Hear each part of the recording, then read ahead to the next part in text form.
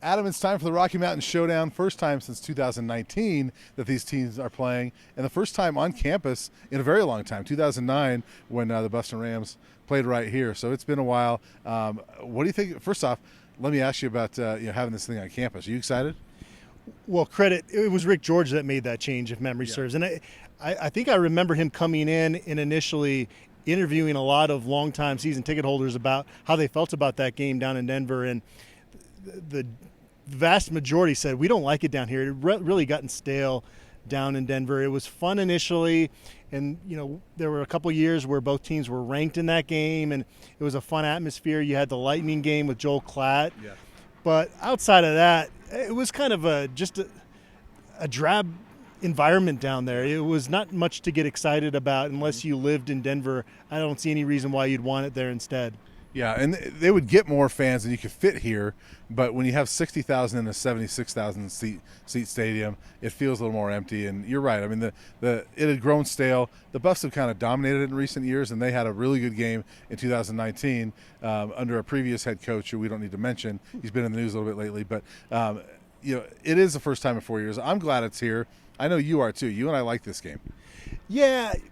And if you had Nebraska on the schedule every year, maybe I could be talked out of it. But I always go back to the fact that Colorado just didn't have that rival in the Pac-12, and it was kind of a bummer. There just wasn't animosity. Again, I go back to college football is supposed to be fun, and rivalries are fun. And so I'm not saying embrace CSU as an equal rival that you hate with all of the passion you do like you do in Nebraska, but at least accept that it has some significance here in the state and that there can be some fun created from, ribbing your coworkers that maybe went to CSU if you beat them or vice versa. I think that's good. Yeah. I mean, I've got friends that they're CSU fans that, always, come up to me. They know I cover CU and like, oh, we're ready for this year. I don't know if they are yet this year. This is going to be. They better be quiet this year. They haven't been as loud this year as the season's gotten started. But I do like this game. It's been around forever. I think it's a fun game. But this year, having it on campus, I think it's going to be an insane environment. I mean, we got big noon kickoff here again. College game day is here for the first time since 1996. You got 60 Minutes is here. First Take is going to be here. I mean, everybody's here. And so I think this environment's going to be insane. I don't think it matters who they're playing. Boulder's the place to be right now. And there was a lot of times, Brian, we covered really bad football teams here, and we wonder why. Why is Colorado this poor? You look behind us here. I mean, this is a special place. And so to see the rest of the world because of Coach Prime and Coach Prime putting a spotlight on Boulder, to see them recognize it, that's a pretty awesome place out there. And maybe I should go visit. And that looks good. So it's cool to see that. Yeah, it is cool to see it. And it was such a fun environment last Saturday for a 10 a.m. game. But I think an 8 p.m. game is going to be insane. It could be a little bit more than insane. I'm a little worried about that. Right. I mean, it was before the TCU game, which was a late start to start the 2022 season, and there are people getting carried out of the student section. So hopefully, just start your pre-gaming at a reasonable hour. Let's not wake up and jump right into it, or maybe do that. I don't know. I'm not trying to be anybody's parent, but I worry a little bit about that. Have some moderation as well along the way.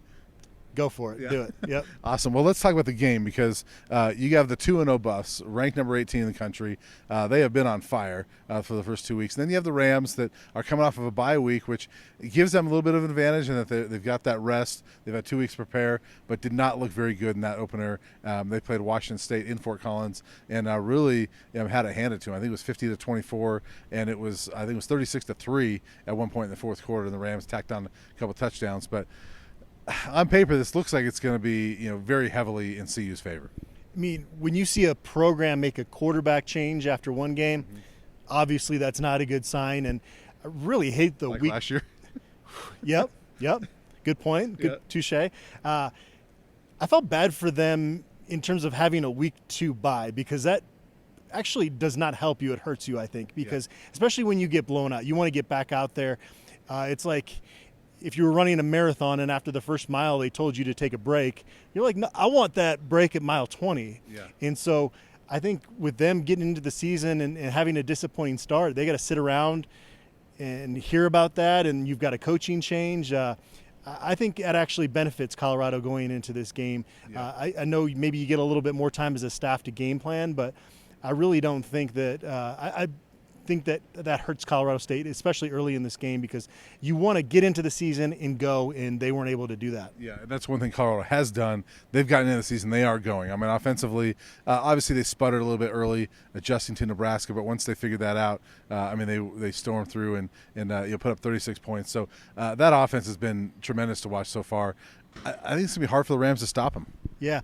The one thing we kept hearing from Fort Collins and the people that I trust up there that cover CSU, they said this is going to be a pretty good defense up there, a pretty scrappy, salty defense, and didn't really see that against Washington State with them putting up 50 points against the Rams. Now, Washington State, it looks like they have the potential to be a pretty darn good team. So you try not to overanalyze that one game and overreact to it, but certainly their defense, that was a disappointing performance. And then on the other side, you have to make a quarterback change, which is a concern there. So there's a lot more question marks with Jay Norvell's program right now than there is with these Buffs. Yeah, and with the Buffs, what do you think the key is this week? I mean, what's the thing that you want to – maybe not the key. What's the thing you want to see the most out of this game? I think Coach Prime said in his press conference, dominate. You know, they're going to be a heavy favorite, and if you come out and win this game by 21 points, there's nothing wrong with that, and you definitely keep carrying that momentum, 3-0 non-conference record going out to Oregon. There would be nothing wrong with that, but we've just seen the mentality of this program under Coach Prime, and they want to take it to another level, and maybe the Shador and Travis Heisman buzz grows even more than, I don't know if it can grow more than it is right now, but maintain steady.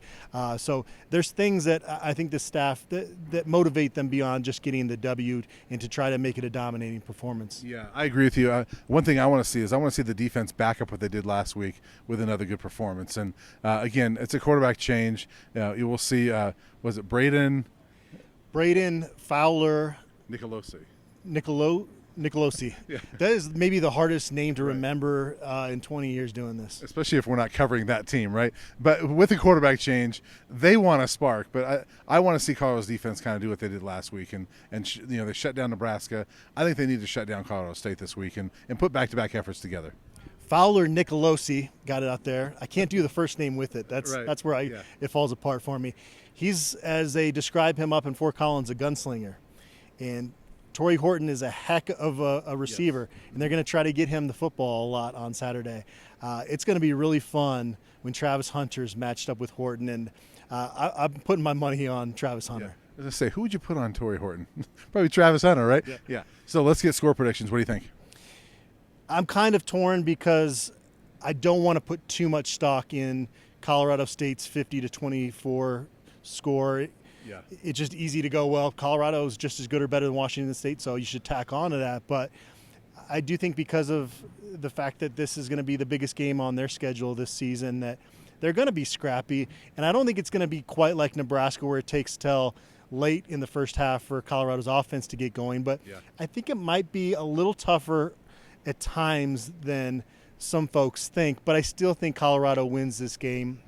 Give me the Buffs. 49-17. Okay. I think they're going to hit the 50-point mark. I just think this offense is rolling. I think they'll have I don't want to say easy, but I think they'll have a fun day against Colorado State. And I'm going to go with the Buffs running away with this thing 52-13.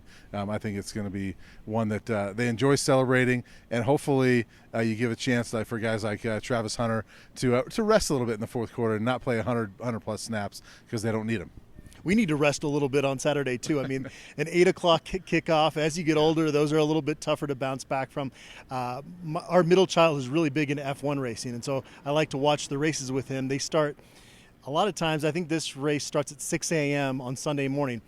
My plan is to cover this game and drive home, finish up work. I'm thinking I'm going to shut the laptop about 5:30, and I'll be ready to watch F1.